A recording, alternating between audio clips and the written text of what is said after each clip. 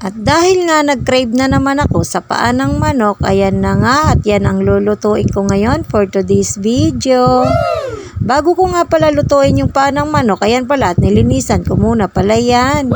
Nilagyan ko nga pala yan ng asin para naman kako matanggal yung langsa niyan at matanggal talaga yung mga dumi. At pagkatapos ko nga palang lagyan ng asin yan, ayan pala tinugasan ko na nga pala ulit yan.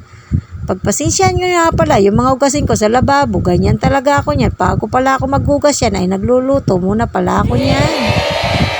Ayan na nga, inisa-isa ko na nga palang hugasan yan para talaga matanggal yung mga dumi sa mga singit-singit ng paa ng manok.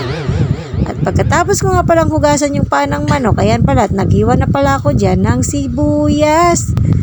Isang pirasong sibuyas lang pala yan at ayan pala, tiniwa-hiwa ko na nga pala yan. At ilang butil nga lang pala ng bawang ang ginamit ko rin dyan. Kunti lang naman kasi ang lulutuin kong paa ng manok, kaya nga, ayan na nga lang ang hiniwa-hiwa ko, maliliit nga lang na sibuyas at ilang piraso nga lang na bawang. Pagkatapos ko nga palang hiwain yung sibuyas at bawang, ayan pala, hiniwa ko rin pala dyan yung labuyo. Pagkatapos ko nga palang mga hiwain yung mga kailangan ko, ayan pala at nagumpisa na pala ako dyan mag-gisa ba ng bawang at sibuyas. Pagkatapos ko nga palang gisahin yung sibuyas bawang dyan, ayan, nilagay ko na rin pala dyan yung paa ng manok. Wow! Alam ko naman na nahulaan nyo na nga kung anong luto ang ginagawa ko dyan.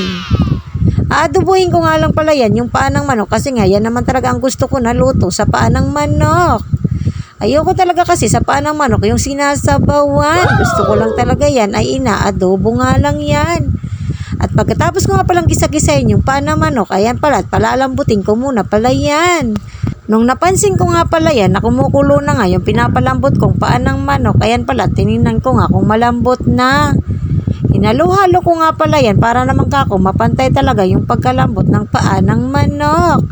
Nung malambot na nga yung paa ng manok dyan, ayan pala at nilagyan ko na nga pala yan ng toyo.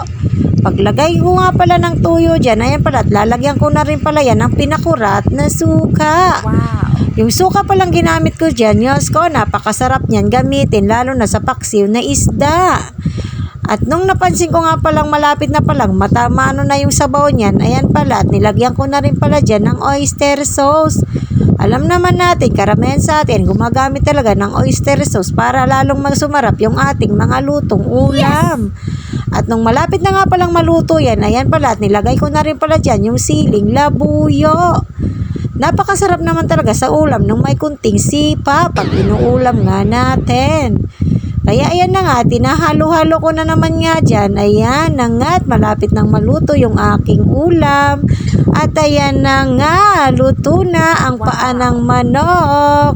Adobong paa ng manok. Diyos ko, napakasarap yung ganyang ulam.